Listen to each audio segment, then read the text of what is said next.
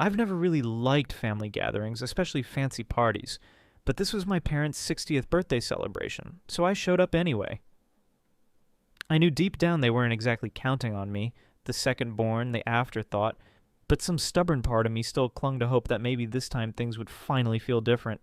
The restaurant was nestled right in the heart of Manhattan. The kind of place so fancy that walking in with a tie costing less than $100 made you feel more like staff than a guest. From the crystal chandeliers glowing softly overhead to the gentle murmur of classical piano drifting in the background, everything whispered elegance, class, and exclusivity. Even the waiters spoke so quietly it felt like they were inviting you into a secret club rather than offering you a drink. I arrived 5 minutes early, yet somehow felt like I was already hours late. My older brother Mark was already there, of course. He always was. Mark treated the punctuality like an Olympic sport, and he was its undisputed gold medalist. He stood there, casually confident, effortlessly charismatic, wearing a perfectly tailored suit that screamed wealth and success. Mark caught my eye from across the room, gave me one of those subtle politician-like nods, a quick acknowledgement before smoothly moving on. I forced a small smile in response, my face tight and uncomfortable. Mom walked in shortly after, looking flawless in her elegant ivory dress, pearls perfectly positioned around her neck, every strand of hair neatly in place. Dad stood next to her, his dark suit crisp, his glasses balanced perfectly on the bridge of his nose, dignified and reserved. Their greeting to me felt more like polite acquaintances bumping into each other at a charity gala. No hugs, just faint smiles and awkward pats on the shoulder, before drifting off to more interesting guests. Unsurprisingly, I was quickly shuffled off to one of the side tables, near the kitchen door, at a table reserved mostly for distant relatives whose names Facebook didn't even bother reminding me of anymore. But I reminded myself, this was fine. Tonight wasn't about feeling important. Tonight was about finally making peace. In the inside pocket of my jacket sat an envelope, carefully prepared and sealed weeks ago, containing something significant, my quiet attempt to reconnect with my family, maybe even start fresh. Dinner started exactly as I had anticipated. Mark dominated every conversation, effortlessly charming the guests with anecdotes that made my parents laugh loudly and proudly, as though every word he spoke was a tiny miracle. Meanwhile, I sat quietly, half listening as people around me discussed the weather, stock market fluctuations, or their recent golf game. Each time I tried to jump into the conversation, it shifted abruptly, as if my presence was a minor inconvenience they politely pretended not to notice. Still, I kept telling myself to be patient. After waiting more than 30 years for acceptance, a few extra hours wouldn't kill me. Besides, the envelope resting gently in my jacket pocket kept reminding me there was still hope. Maybe tonight, finally, things might turn around. As the waiters started pouring champagne, signaling it was time for the evening's toast, I felt my pulse quicken slightly. The room quieted down, and all eyes naturally gravitated toward Mark as he rose to his feet, adjusting his tie slightly, preparing to give yet another flawless speech. Whatever he was about to say next, I already knew it would be the centerpiece of the night, just like always. I had no idea what was about to happen next. But even in that moment, a small voice in the back of my mind warned me that nothing tonight was going to go according to plan, because just seconds later, Mark's words would change everything forever. Mark stood, perfectly poised beneath the warm glow of chandeliers, raising his champagne flute slightly as the room grew still. The murmurs died down, leaving only the soft hum of ambient music and gentle clinking of silverware. Everyone leaned forward slightly, smiles expectant, anticipating yet another perfect speech from my golden brother. First, I'd like to thank everyone for joining us tonight, Mark began, his voice rich, confident, and carrying easily throughout the grand dining room. 60 remarkable years, a lifetime worth celebrating. Our parents have given us all a powerful example of love, resilience, and dedication. A quiet chorus of appreciative nods rippled around the room. My mother beamed brightly, her eyes shimmering, Dad's chest subtly puffed out with pride. And if I can get personal for a moment, Mark continued, turning his charm up another notch, I owe everything to these two incredible people. They were taught me values, instilled discipline, and set a standard I still try to live up to every day. They've supported me at every turn, every step of my journey. Another round of polite applause rose softly from the guests. My heartbeat quickened, my palms clammy around my half-empty water glass, waiting uneasily for what I suspected would inevitably come next. I honestly couldn't have asked for better parents, and I know how fortunate I am, how incredibly lucky to have been their only child. The room erupted in quiet, polite laughter, like he'd just cracked a clever joke everyone had been waiting for. My mother's delicate laughter joined in easily, and my father's amused smile deepened. For a split second I waited. Maybe someone would catch it, correct it, glance my way apologetically, acknowledging the slip. But no one did. Not a single soul. Instead, people sipped champagne and nodded, absorbed fully in Mark's magnetic charisma, completely oblivious, or perhaps perfectly aware, that I was still sitting right there. The invisible child. Always just out of frame. I felt my throat tighten, a familiar bitterness rising inside me. I scanned the room, looking for any eyes willing to meet mine, but all I saw were polite smiles directed at Mark, hanging eagerly on his every word. I set down my glass, the movement slightly louder than I intended. No one even noticed. I was truly invisible now, a ghost seated quietly at the edge of their perfect celebration. Just then, Aunt Eleanor caught my gaze from across the room. She wasn't smiling. Instead, her expression was calm, almost knowing, her eyes gently softening as she looked straight at me, quietly communicating something I couldn't quite name. But it steadied me, just enough to keep my breathing even. Dinner continued smoothly from there, conversations resuming at every table. The main courses arrived, beautifully plated dishes designed more for admiration than consumption. Mark sat beside my parents, laughing warmly, effortlessly charming everyone. Every now and then someone would glance curiously in my direction before politely looking away, as though not quite sure why I was even present. "You okay there, Alan?" My second cousin Trevor whispered quietly from across our table. He'd gotten my name wrong 3 times already tonight, but at least he seemed somewhat concerned. "You look a little pale." "It's Alex," I said softly, forcing a polite smile. "I'm fine, just long day." "Right, Alex," he repeated apologetically, clearly embarrassed, before quickly returning his focus to his salmon. I leaned back in my chair, eyes drifting toward my parents. They were glowing with pride, Mark between them, clearly their crowning achievement. And why wouldn't they be proud? Mark had always been the perfect son, the gifted athlete, brilliant scholar, successful lawyer. And me? The freelancer, the former journalist who had traded stability for passion, security for freedom, a choice they never understood, and certainly never accepted. I touched the envelope in my pocket again, fingers tracing its edges as though it held some kind of secret promise. Maybe I was foolish to think a single gesture could change decades of quiet neglect, yet there it was, the hope still lingering. Suddenly Mark's laughter echoed again from the main table, bright and bold, drawing my attention sharply. He had just told another hilarious anecdote. The table erupted in appreciative applause. My mother placed a gentle hand on his shoulder, smiling at him with pure, genuine pride, the kind of smile she'd never once offered me. It was that exact moment, the gentle touch, that easy, effortless affection, that brought clarity.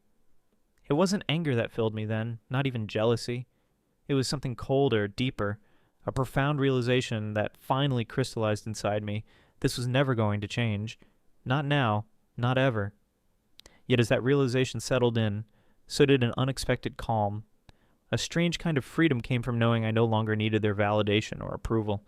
I was done chasing it, and that knowledge gave me courage, a quiet strength building inside me, preparing me for whatever came next. Across the room, Aunt Eleanor glanced at me again, this time nodding slightly, as if sensing the silent shift within me. She knew something was changing. She always did. I managed a small smile back, a quiet thank you in the midst of my personal storm. And so, dinner moved onward, conversations floating gently above the elegant china, glasses refilled quietly by attentive servers. I sat at my forgotten corner table, a newfound clarity taking root inside me, knowing that soon, very soon, I would finally find the courage to take the step I'd been avoiding my entire life. And as dessert plates were cleared and fresh glasses were poured, I knew exactly what I had to do next. Dessert arrived, delicate creme brulee that shimmered softly under the warm glow of candlelight. Guests murmured appreciatively, spoons gently breaking through the golden caramelized sugar tops. I hardly touched mine. My appetite was gone, replaced by a hollow feeling that settled somewhere between resignation and quiet determination. Just as I was pushing the untouched dessert away, the gentle tapping of a spoon on glass drew everyone's attention once more to Mark, who stood confidently again. My stomach tightened. I felt strangely tense. waiting, knowing in my bones that whatever he was about to say would cut deeper than before. Mark smiled graciously, raising his glass once more. "Apologies for interrupting the sweetness," he began smoothly, pausing for polite laughter. "But there's just one more thing I'd like to say tonight. Something important." He turned toward our parents, his eyes sincere, voice lowered slightly to reflect warmth, gratitude, and emotion. A perfect performance. "Mom, Dad, everyone in this room knows the lengths you've gone to make sure I succeeded. Your sacrifices, your encouragement, your unfailing belief in me, it's the reason I'm standing here today." He paused dramatically, eyes moving slowly around the room, a practiced gesture honed through years of courtroom presentations and charity dinners. "But tonight, I want to especially acknowledge something else. Your wisdom in knowing exactly how much support to give your child. You knew how to nurture independence, how to foster resilience, how to empower someone to stand alone." The crowd nodded approvingly, murmuring softly, completely engrossed in his storytelling. "You never spoiled me," Mark continued with a playful grin. "But somehow I always felt special. I was your only child, your everything. And because of your guidance, I had the strength and courage to achieve every dream I ever had." His words echoed clearly across the dining hall. For an instant the room seemed frozen in quiet reverence. I waited once more, my breath held tightly, hoping that maybe this time someone would notice the glaring omission, would glance toward me, would remember that there wasn't just one son sitting at the table tonight. But they didn't. Instead, my mother wiped tears of pride discreetly from her eyes, and my father clapped Mark warmly on the back, smiling broadly. The guests joined in, applauding lightly, believing Mark had simply given a heartfelt, beautiful tribute to the love and strength of family. The quiet applause felt deafening to me. I felt suddenly weightless, like I was hovering above my chair, detached, observing this surreal theater playing out before me. It would have almost been comical if it hadn't hurt so deeply. I looked around one last time, saw smiling faces, soft laughter, delicate spoons still gently tapping porcelain plates, everyone perfectly happy to remain oblivious to the uncomfortable truth sitting silently among them. And in that moment something inside me snapped, though perhaps snapped isn't quite the right word. It didn't feel dramatic or violent. It was calm, clean, like something finally aligning perfectly after being twisted out of shape for years. I rose to my feet quietly, surprising myself. I had no prepared speech, no carefully rehearsed lines like Mark's polished performances, only a single thought that kept repeating softly in my mind. "It's time." Heads turned slowly toward me, expressions ranging from polite curiosity to mild confusion. Mark's eyebrows lifted slightly, an amused half-smile already forming on his lips. My parents stared, blank and uncertain, clearly startled that I'd suddenly materialized into existence at their carefully choreographed celebration.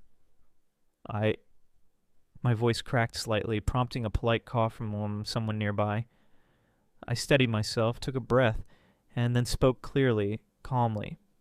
"I also brought something tonight, a gift of gratitude for the people who truly raised me, who gave me support without ever asking for recognition."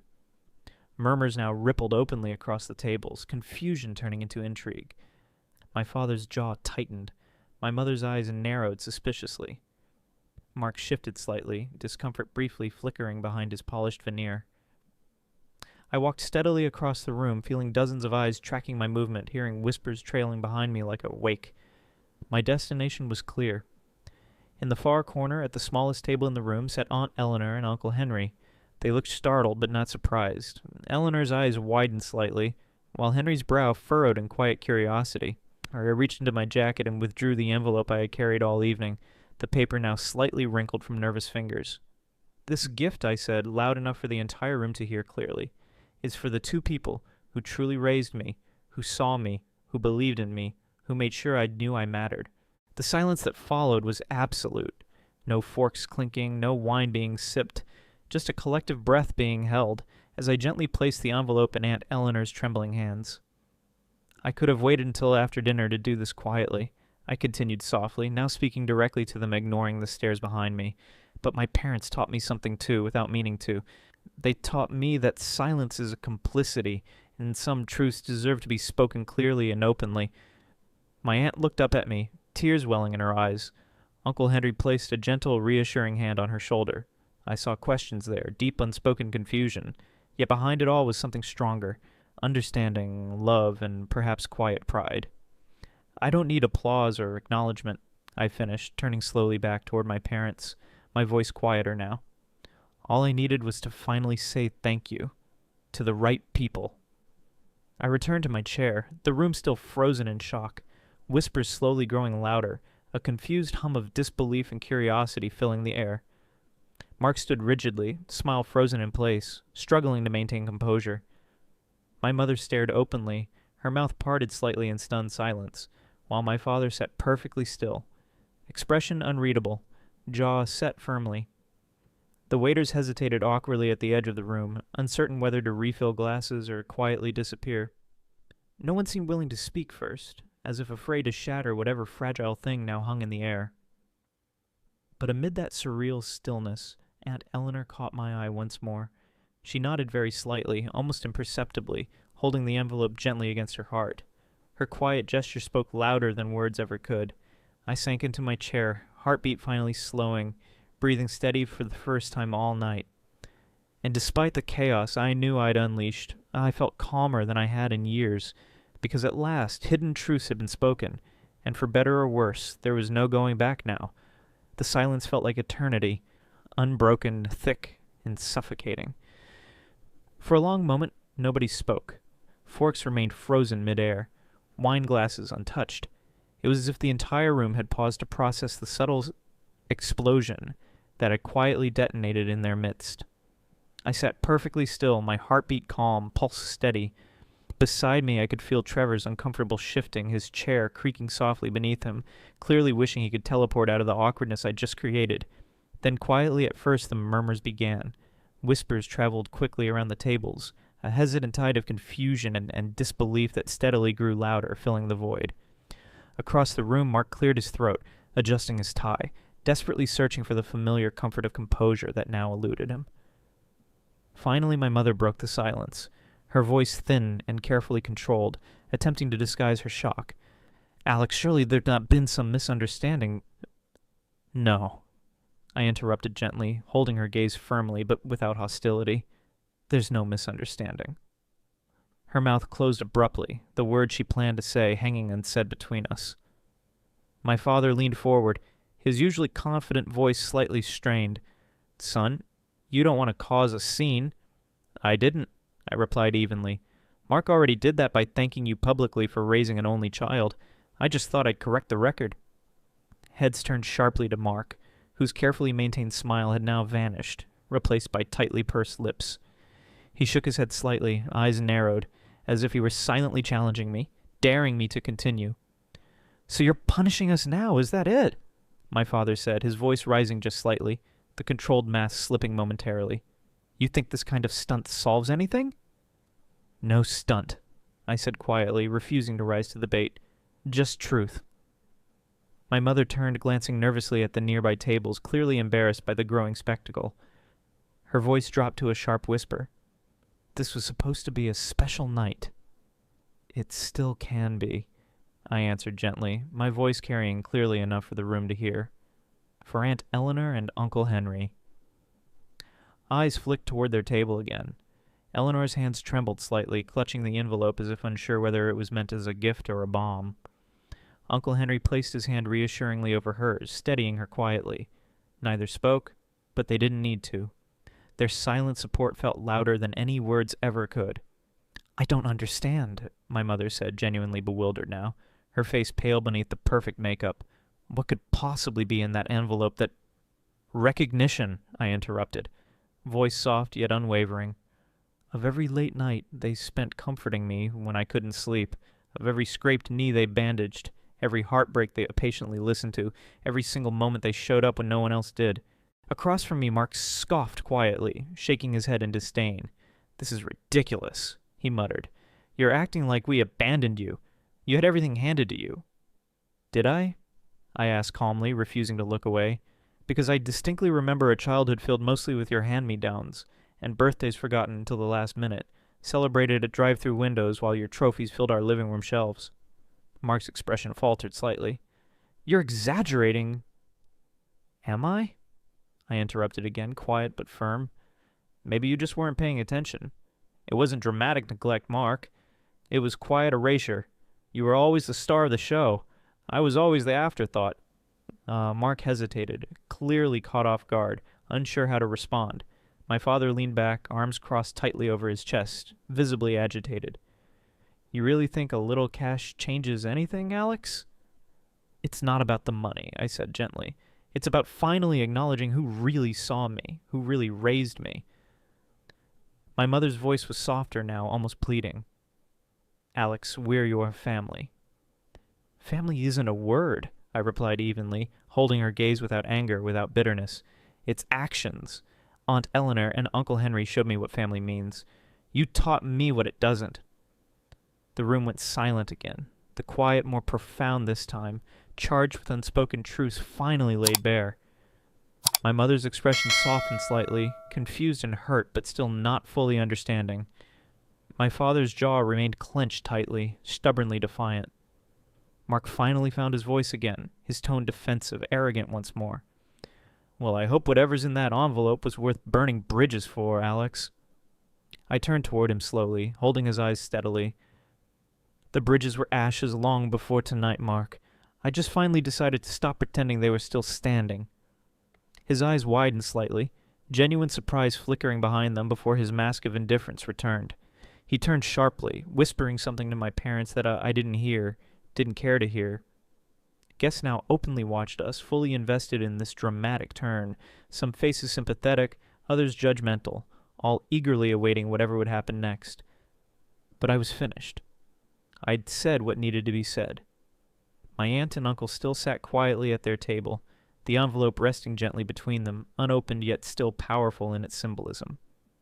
Eleanor's eyes met mine once more, her gaze full of quiet gratitude and gentle sadness.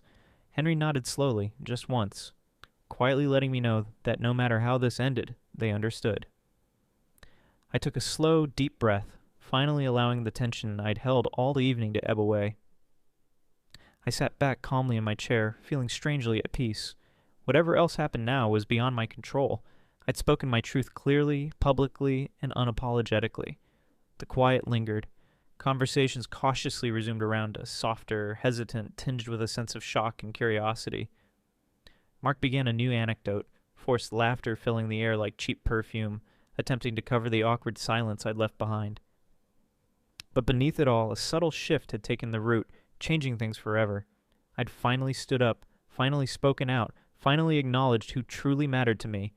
I didn't know yet if this was the beginning or end of something, but I knew one thing for certain. There was no turning back now. Long after the echoes of that tense dinner faded away, I found myself sitting alone in my small apartment, bathed in the gentle glow of a street lamp outside my window. Silence stretched around me, peaceful but heavy, urging reflection. And as the clock softly ticked toward midnight, memories began flowing freely. Images long forgotten, now vivid and undeniable. My childhood had always been a quiet affair. I was the second son, the quieter child, and the background character easily overlooked in a family already complete with its perfect firstborn star. It wasn't abuse, exactly. It was more subtle, a quiet, gentle neglect, the kind that leaves bruises invisible to anyone but yourself. One vivid memory stood out clearly. I was 8, excitedly clutching a crayon drawing of my family, a childish but sincere masterpiece, eager to show my parents. I raced into the living room, paper flapping triumphantly in my small hands, only to find Mark seated between them, holding up his latest soccer trophy. They cheered for him, clapped warmly, their eyes shining with pride. When I timidly presented my artwork, my mother smiled vaguely, patted my shoulder, and set the drawing aside, saying absent-mindedly, "That's lovely, honey. We'll look at it later." They never did. The drawing eventually disappeared under newspapers, forgotten like many things I had quietly offered them through the years. But Aunt Eleanor, she noticed. She framed it and hung it in her kitchen, proudly showing it off whenever neighbors visited. She told everyone it was from her favorite artist in the world. It hung there for years, fading gently but always present, a quiet reassurance that someone truly saw me. Another memory drifted into view, my 12th birthday. My parents had promised me a celebration, a party just like Mark's grand gathering the previous year. But when the day arrived, they had forgotten to send invitations. Instead, we ended up at a local diner, last-minute milkshakes under flickering neon lights. It's more intimate this way, my father joked awkwardly. I pretended it didn't matter, but the sting lingered long after we'd gone home. Mark had teased me quietly afterward, whispering smugly in my ear, "Don't worry, maybe next year they'll remember you exist." I told no one how deeply that hurt, but Aunt Eleanor somehow sensed it. The next weekend, she and Uncle Henry organized a small but special surprise party, complete with balloons, chocolate cake, and 3 of my closest friends from school. They'd done it all without fanfare, quietly and without expectation of gratitude. Eleanor simply hugged me close afterward, whispering gently, "You deserve to be celebrated, sweetheart." It wasn't always dramatic gestures either. Often their kindness was subtle, quiet, woven seamlessly into ordinary days, like when I was 15 and a nasty flu kept me bedridden for nearly a week. My parents were away, busy with one of Mark's out-of-town soccer tournaments. Eleanor and Henry drove over at midnight when they learned I was alone, Henry bringing homemade soup and Eleanor staying by my side, holding my hand quietly, murmuring comforting words until I fell asleep. Years later, when my college admission letter arrived, it was Eleanor who sat beside me as I nervously opened it. My parents, again, were out of town celebrating Mark's recent acceptance to law school. Eleanor squeezed my hand reassuringly as I read aloud, "Accepted with a scholarship." I glanced up, tears blurring my vision, and saw pride glowing warmly in her eyes, genuine and unwavering. "You did it," she said softly, her voice thick with emotion. Henry stood beside us, his gentle hand resting warmly on my shoulder. "Never doubted it for a second," he added, quietly proud. Through countless moments, small yet powerful, they'd quietly filled the emotional gaps my parents unknowingly left behind. Each act, gentle and genuine, had shown me what unconditional love truly felt like. Without ever criticizing or openly condemning my parents, Eleanor and Henry taught me what real family was: constant, steady, quietly present, even when no one else was watching. Still, I'd spent years pretending, hoping, foolishly perhaps, that someday my parents might finally notice, might suddenly see me clearly. Maybe that explained my silence, my tolerance, my willingness to endure each subtle slight, each quiet dismissal. I convinced myself their acknowledgement would someday validate my existence. But now, sitting alone in my apartment, I understood something profound. Validation had never come, would never come. Not from them. And finally I realized it no longer mattered. I glanced around my small living room, spotting an old photograph framed carefully atop a bookshelf. It was Eleanor, Henry, and me, smiling broadly on a summer afternoon years ago.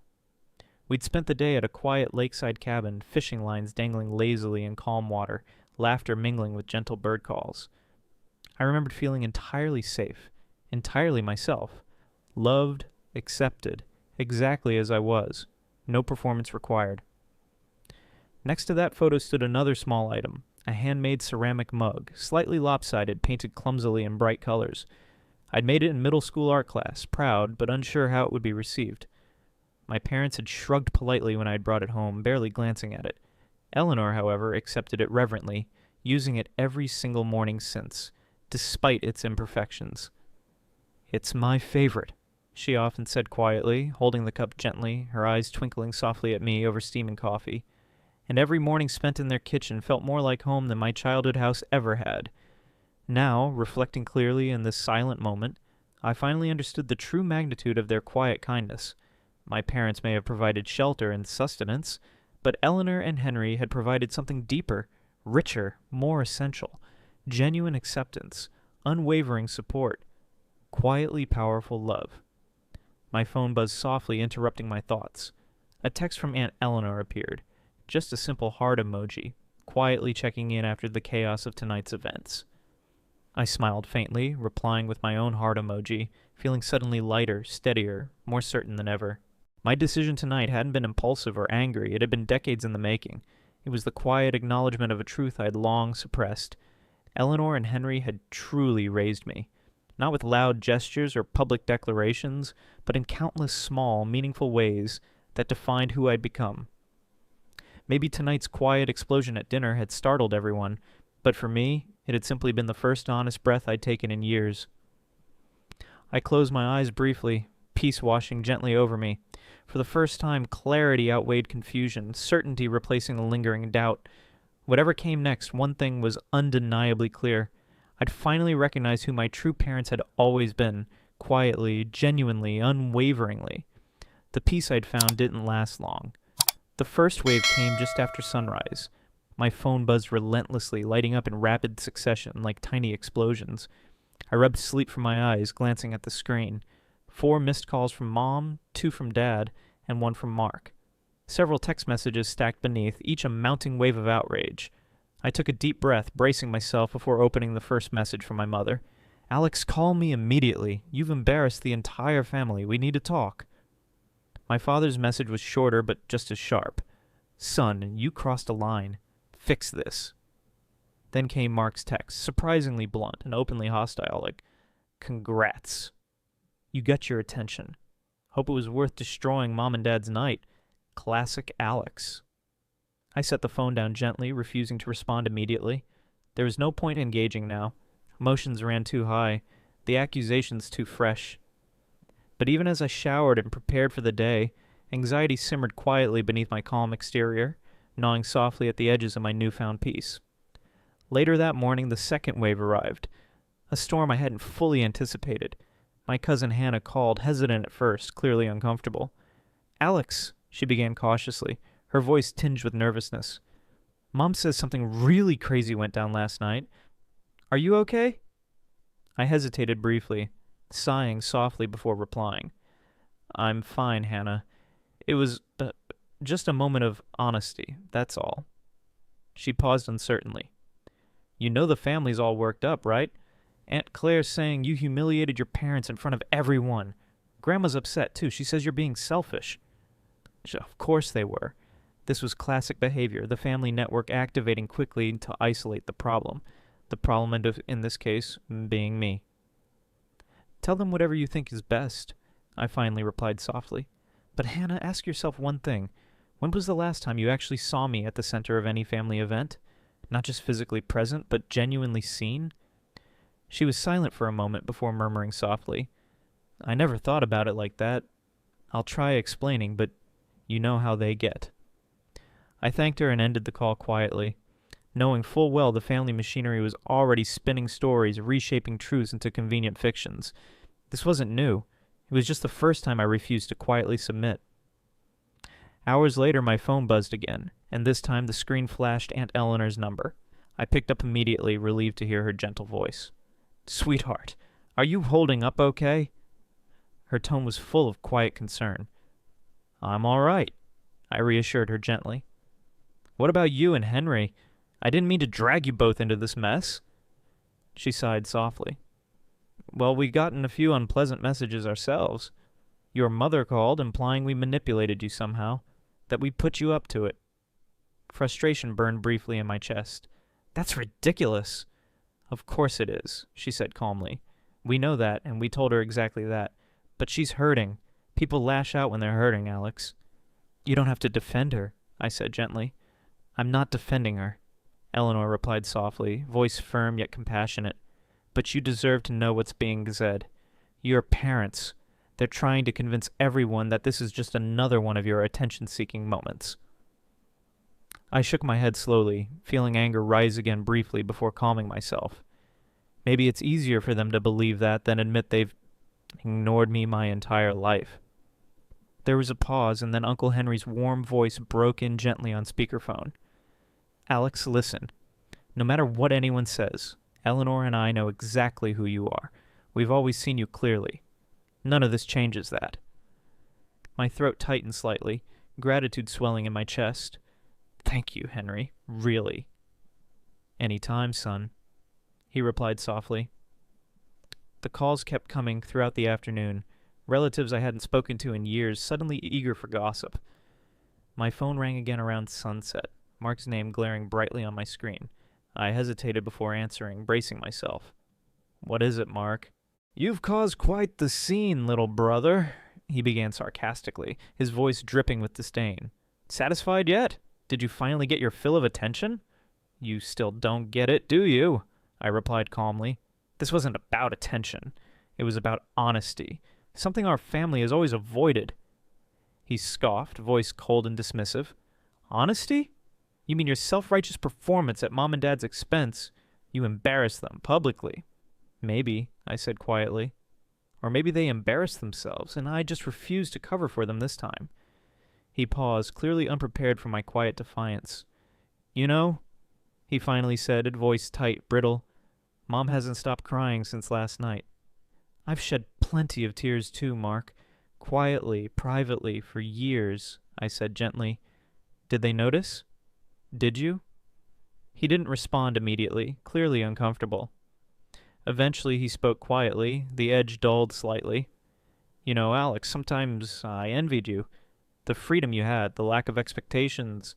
You never had to carry their dreams.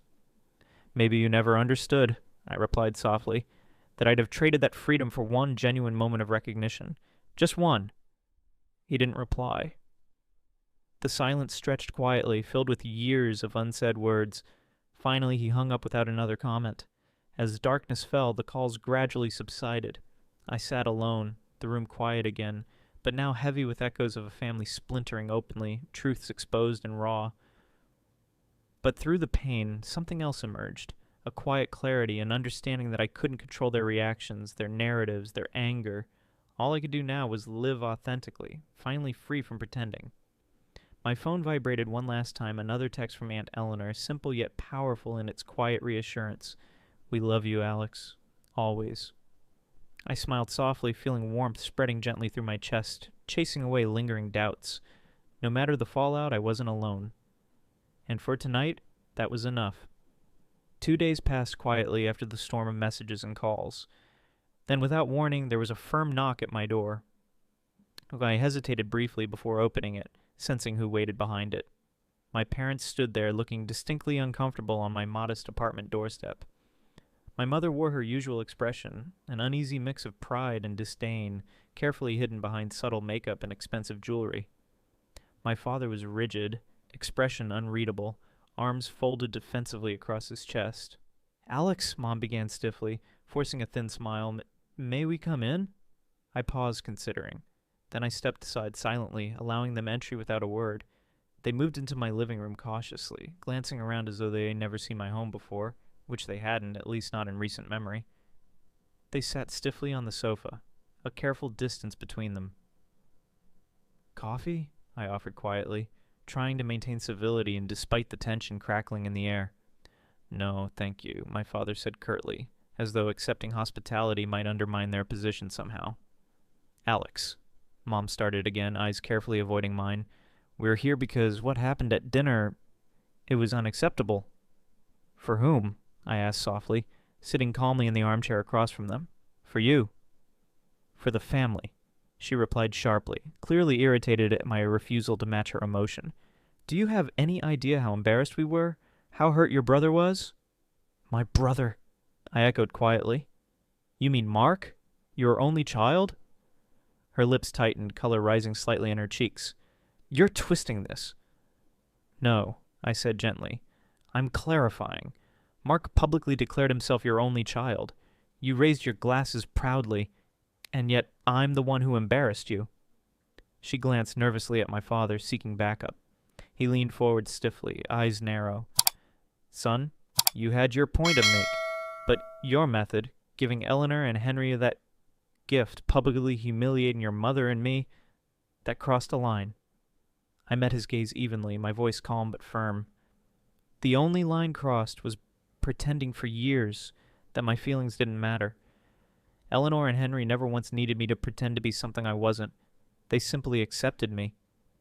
My father's jaw clenched, frustration flickering briefly in his eyes. Family isn't just about acceptance. It's about loyalty. It's about supporting each other even when it's inconvenient. Like you've supported me? I asked quietly, genuinely curious. Dad, when was the last time you asked how I felt, or what I needed rather than what I owed you? He stared silently, clearly unsettled by my quiet confrontation. My mother sighed deeply, visibly struggling. Alex, we're not perfect, but we're your parents. Doesn't that count for something? It counts for something, I admitted softly, but blood doesn't entitle you to my silence or my obedience. Not anymore. I've lived my whole life trying to earn your recognition. I'm done. She looked away, tears briefly shimmering before she blinked them fiercely back. So that's it? You're cutting us off over one mistake? I shook my head slowly. It wasn't one mistake, Mom. It was hundreds, tiny, quiet cuts, every day, every year. Your subtle neglect shaped my whole life. She stared back, wounded, uncertain. Alex, we never meant... That's exactly the problem, I interrupted gently. You never meant anything, good or bad. You never even thought enough of me to consider your actions. The quiet stretched painfully between us, my words settling uncomfortably around them. My father shifted restlessly, finally standing abruptly. Clearly there is nothing else to say. I stayed seated, unmoving. If you choose to see it that way... Mom stood slowly, hesitating briefly, clearly torn. If we walk out this door, Alex, it may never reopen. I looked at her softly, sadness now mingling with quiet resolve. The door was always open, Mom. You just chose never to enter. That choice was yours, not mine. She drew a breath sharply, tears now openly welling, and turned quickly away. My father paused at the door, voice low, subdued. For what it's worth, Alex, I thought we gave you enough.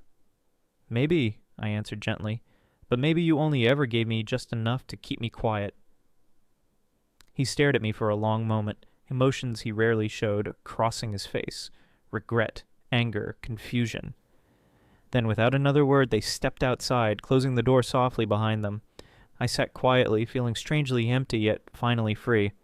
This quiet confrontation hadn't been triumphant or dramatic, but it had been necessary. For the first time, I'd chosen myself openly, without apology, without shame. Minutes later, my phone buzzed softly. Another message from Eleanor. Everything all right? I smiled softly, fingers tapping gently on the screen. It is now. Finally stood my ground. Her response came instantly, quietly proud.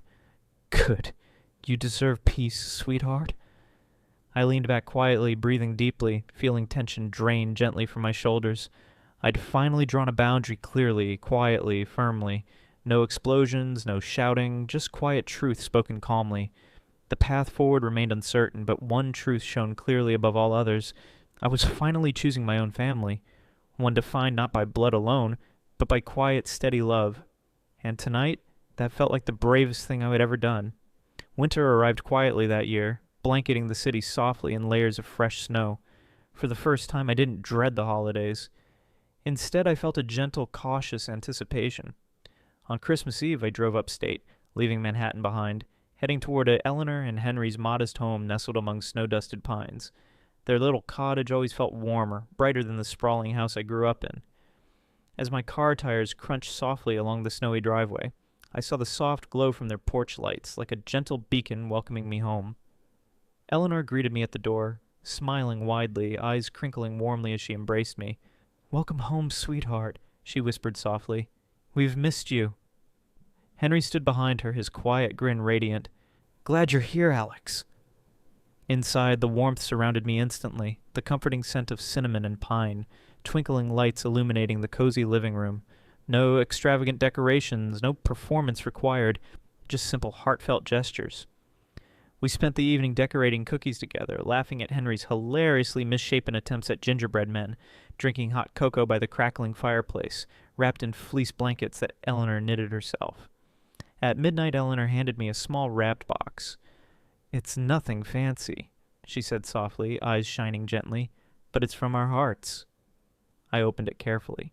Inside was a hand-carved wooden frame, beautifully crafted, holding a photograph of us, taken years earlier at the lakeside cabin where we'd spent a perfect summer afternoon. I felt a sudden rush of warmth swelling inside my chest, tears gathering silently. It's perfect, I whispered quietly, voice thick with emotion. Henry placed a gentle hand on my shoulder. Family isn't something you're born into, Alex. It's something you find. Something you build quietly and patiently over years. We're proud you're part of ours. I nodded slowly, feeling the truth in his words resonating deeply within me.